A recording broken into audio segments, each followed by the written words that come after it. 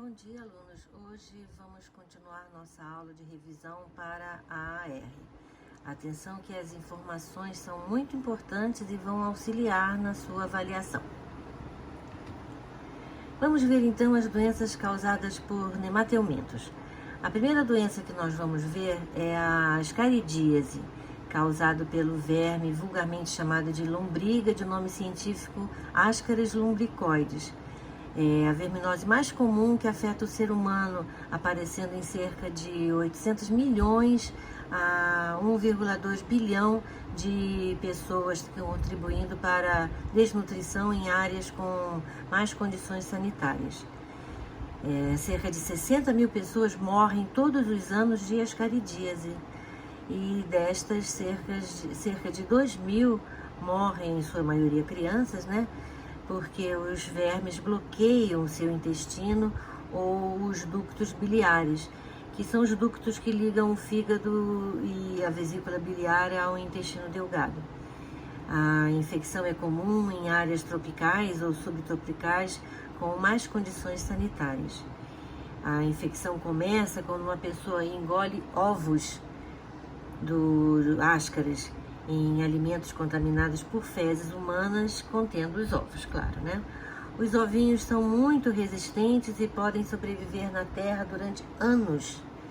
Uma vez ingeridos, os ovos de Ascaris maturam e liberam as larvas dentro do intestino. Cada larva migra através da parede do intestino delgado e é conduzida pela corrente sanguínea ou pela corrente linfática até os pulmões. Depois de estarem no interior dos pulmões, as larvas passam para os alvéolos pulmonares, deslocando-se para o aparelho respiratório, vão assim para a garganta e aí são deglutidas. As larvas maturam no intestino delgado, onde permanecem como vermes adultos, e esse processo leva de 2 a 3 meses. Os vermes adultos medem de 15 a 51 centímetros de comprimento e 0,25 a meio centímetro de diâmetro. Eles vivem de 1 a 2 anos. Os ovos colocados pelos vermes adultos são excretados nas fezes e se desenvolvem no solo e começam o ciclo de vida novamente quando eles são ingeridos. Um casal de Ascaris pode colocar cerca de 200 mil ovos por dia. A migração das larvas pelos pulmões pode causar febre, tosse e muitas vezes sangue na expectoração. A presença de um grande número de vermes pode provocar cólicas e, por vezes, também obstrução intestinal. E algumas vezes, infelizmente, uma cena horrorosa, vermes adultos podem migrar para a boca e também para o nariz e são vomitados, uma situação que pode ser psicologicamente bem agonizante. O homem é o hospedeiro definitivo e não existe o hospedeiro intermediário. E as medidas profiláticas são lavar bem as mãos, cozinhar os alimentos e não defecar ao ar livre, construindo então instalações sanitárias. A segunda doença que nós vamos falar é a ancilostomose ou necatorose, chamada vulgarmente de amarelão. O verme causador é o Ancylostoma duodenale, o Necator americanus, e a pessoa se contamina quando pisa sem calçado em solo contaminado com as larvas que penetram pela pele e migram pelo organismo até chegar aos pulmões. As larvas também migram pela traqueia e pela epiglote e são deglutidas e aí chegam ao estômago e em seguida ao intestino. No intestino, as larvas sofrem processo de maturação e diferenciação em vermes adultos machos e fêmeas, havendo a reprodução e formação de ovos que são eliminados também nas fezes. Os vermes se alimentam de sangue, o que causa anemia e justifica o nome vulgar da doença, amarelão. Em solos úmidos, os ovos eclodem e liberam as larvas, que se desenvolvem em suas formas infectantes e podem infectar mais pessoas. As pessoas que moram em zonas rurais têm maior probabilidade de serem infectadas devido ao constante contato com o solo e também por andar descalço, ou, lógico, por falta de saneamento básico na região. A terceira doença é a oxiurose, causada pelo Enteróbilos vermiculares. A pessoa se contamina ingerindo ovos nos alimentos e nas mãos contaminadas com fezes dos doentes que coçam a região anal. E por que isso acontece? Porque durante a noite, geralmente, as fêmeas saem pelo ânus e ficam se contorcendo na região anal para depositar os seus ovinhos, e isso causa intensa coceira. O homem é o hospedeiro definitivo e os vermes bem pequenininhos vivem no intestino grosso do doente. Calcula-se que 400 milhões de pessoas no mundo sejam portadores dessa parasitose e que se evita lavando bem e cozinhando os alimentos e fervendo a água. Também esterilizando as mãos sempre que coçar a região anal.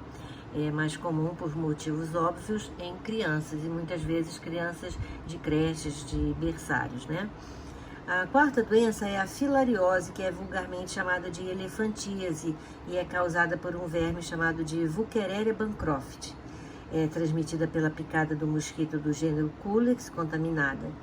Por isso, uma medida profilática, lógico, é matar o mosquito, ou também usar cortinados e telas para evitar, e também evitar água parada para evitar que o mosquito se multiplique, né, se reproduza. As filárias se instalam nos vasos linfáticos, geralmente dos membros inferiores, e causam inchaço e a consequente deformação, com grandes prejuízos sociais e econômicos. Então, neste caso, o homem é o hospedeiro definitivo e a fêmea do mosquito é o hospedeiro intermediário. Os moluscos são animais de corpo mole e têm o corpo dividido em 3 partes. Cabeça, onde se encontram os órgãos sensoriais, o pé, que é uma estrutura musculosa com função de cavar, de nadar, de caminhar e capturar presas, e a massa visceral, também chamada de saco visceral, onde se alojam os órgãos internos. Seu revestimento, denominado manto, também conhecido como pálio, é uma dobra da epiderme responsável pela produção da concha. Uma característica bem interessante encontrada em alguns moluscos é a rádula, uma língua raladora que é uma estrutura em forma de fita com várias fileiras de pequenos dentinhos afiados constituídos de quitina. Músculos ligados à rádula fazem executar movimentos de vai e vem que raspam o alimento e o transformam em pequenas partículas que são impulsionadas para o esôfago. A maior parte dos moluscos respira por brânquias, mas também temos moluscos terrestres que respiram por pulmões e outros ainda que têm respiração cutânea. Nós já falamos sobre uma espécie de molusco na aula passada, que são os hospedeiros intermediários do esquistossoma, né? Então vocês já viram que são de grande importância médica e também são importantes na nossa alimentação, como é o caso de polvos e lulas. Outra informação importante sobre os moluscos é a formação das pérolas, que por espécies de gastrópodos, que nada mais é do que uma forma de proteção que o animal usa quando dá entrada de um grãozinho de areia entre a concha e o manto.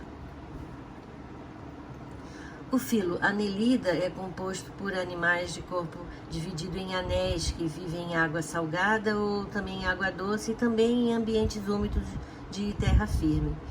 Podemos dividir o filo Annelida em 3 classes de acordo com o número de cerdas que eles possuem, que são expansões laterais que auxiliam na locomoção.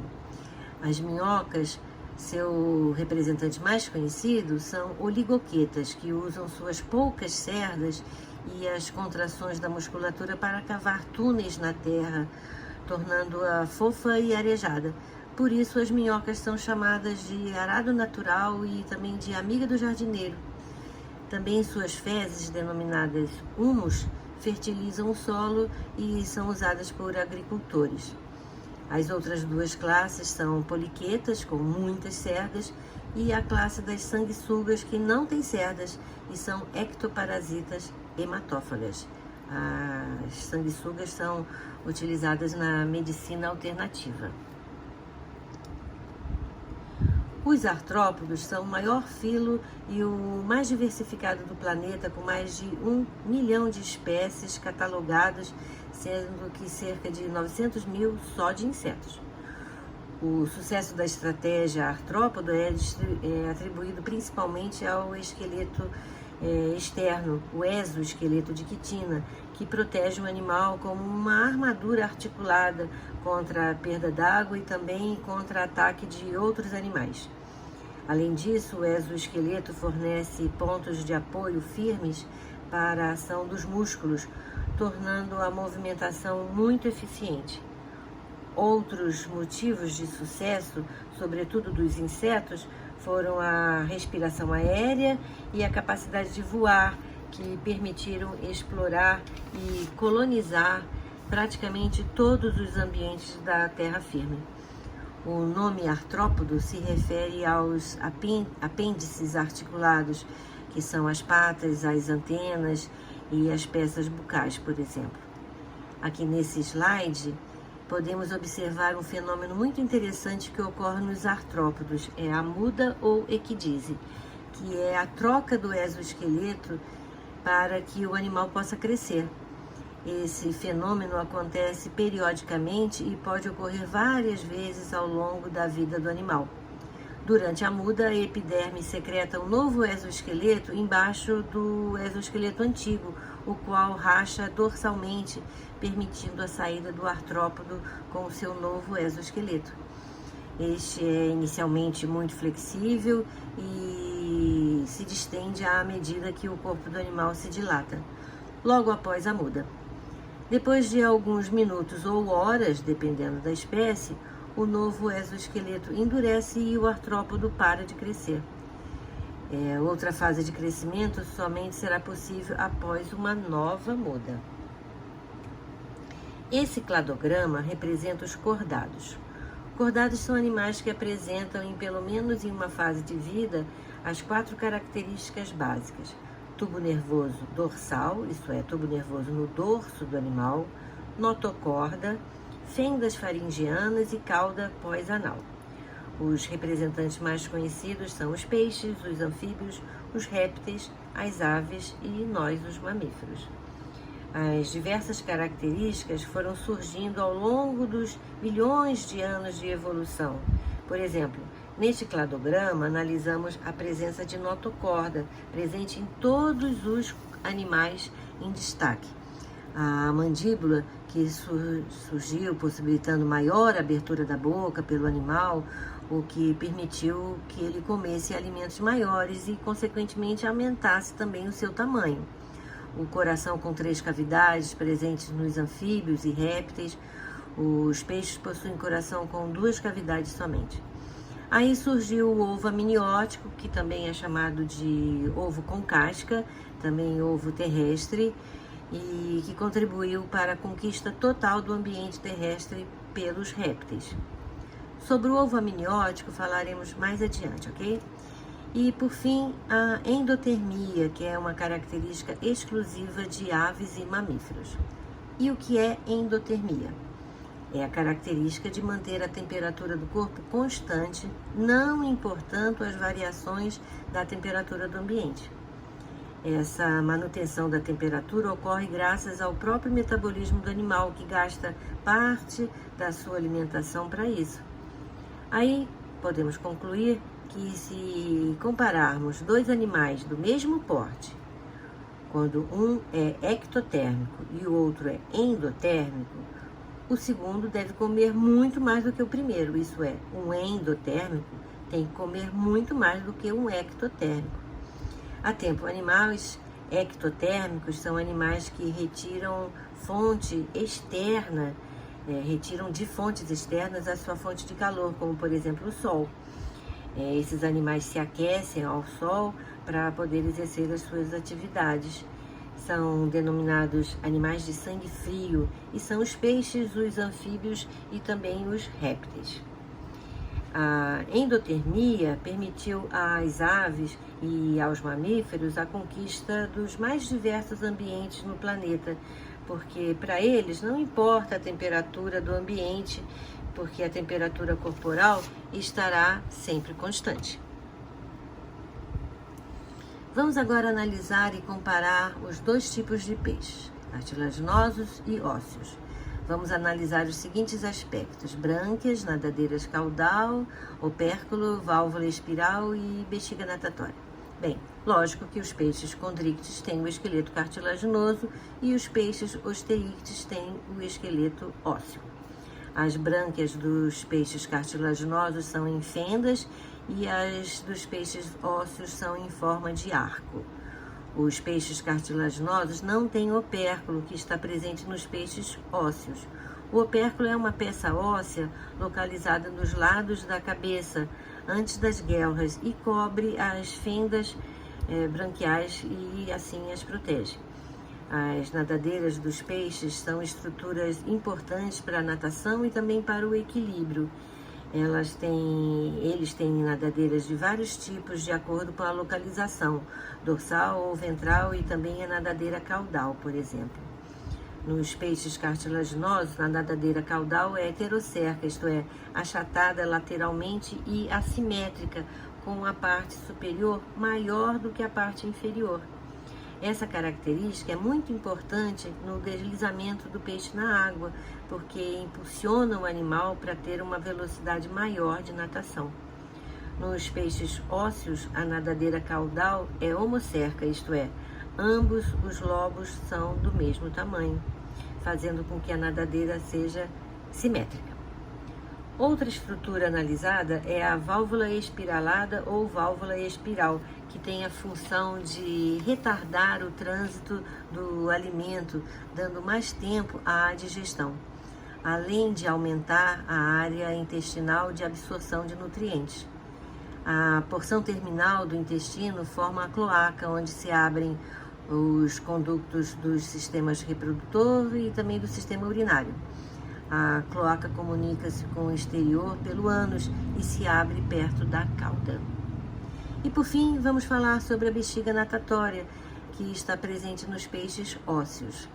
A bexiga natatória é uma bolsa que controla a flutuação do peixe, permitindo a ele manter-se em diferentes profundidades, subindo ou descendo, sem ter que despender muita energia. A parede da bexiga natatória tem poucos vasos sanguíneos e é revestida por cristais de guanina, uma substância que a torna impermeável a gases. Quando o peixe mergulha, a água exerce pressão cada vez maior sobre ele, o que comprime o gás da bexiga natatória. Com isso, o corpo do peixe se torna mais denso e ele tende a afundar, o que não ocorre graças à ação de uma glândula associada à bexiga natatória, denominada glândula de gás. Essa glândula secreta ácido lático no sangue, que circula por um complexo de artérias e veias localizados na bexiga natatória. O ambiente ácido faz o gás oxigênio dissociar-se da hemoglobina e difundir-se para o interior da bexiga natatória, que é permeável a gases. Com isso, a bexiga dilata e o peixe não afunda. Quando o peixe nada para a superfície, ocorre exatamente o inverso. A pressão da água ao redor diminui, a bexiga se expande e o peixe fica menos denso, tendendo a flutuar até a superfície da água. Isso não acontece porque a bexiga elimina rapidamente o gás que no seu interior, até que a densidade do corpo do animal se iguale ao da água ao seu redor. Então a bexiga natatória funciona como um balão. Cheia de gás, o peixe sobe. Vazia de gás, o peixe desce. E vamos agora falar sobre os anfíbios. Primeiro, o sistema respiratório. O sistema respiratório varia ao longo da vida do animal. Por exemplo, as larvas, denominadas girinos, têm respiração branquial e cutânea, e os adultos têm respiração pulmonar e também pela pele. Essa característica obriga os anfíbios a viverem sempre em ambientes aquáticos ou pelo menos úmidos, para possibilitar as trocas gasosas com o ambiente e assim complementarem a respiração pelas brânquias e também pelos pulmões. A respiração pulmonar dos sapos é mais eficiente do que das rãs, por exemplo, então eles podem viver em ambientes mais secos do que elas. O sistema circulatório dos anfíbios é fechado, incompleto e duplo, isto é, o sangue só passa dentro de vasos e órgãos, o sangue venoso se mistura com o sangue arterial e ele passa 2 vezes pelo coração. O coração tem 3 cavidades, 2 átrios e um ventrículo, onde o sangue arterial se mistura ao sangue venoso. As veias trazem ao coração o sangue venoso para o átrio direito. Ao mesmo tempo, o átrio esquerdo recebe o sangue arterial. A contração simultânea manda os 2 tipos de sangue para o ventrículo, aonde eles se misturam. Agora vamos falar sobre a conquista total do ambiente terrestre que foi feita pelos répteis. Foram várias as características que possibilitaram essa conquista definitiva do ambiente terrestre. A pele queratinizada, com proteção contra a perda d'água, e a respiração pulmonar eficiente, não dependendo mais da respiração cutânea. Porém, a principal inovação evolutiva que permitiu aos répteis conquistar definitivamente o ambiente da terra firme, foi o seu tipo de ovo, denominado ovo amniótico, ovo com casca e também ovo terrestre. O ovo dos répteis é protegido por uma casca membranosa ou calcária e seus embriões desenvolvem estruturas extraembrionárias denominadas anexos embrionários que permitem o seu desenvolvimento fora da água. Vamos ver então os anexos embrionários que são o amnion, que é uma bolsa cheia de líquido que envolve o embrião e protege da dessecação e também de eventuais choques mecânicos. Outro anexo embrionário é o saco vitelínico, que é uma bolsa ligada ao intestino, transferindo os alimentos digeridos para os vasos sanguíneos do embrião.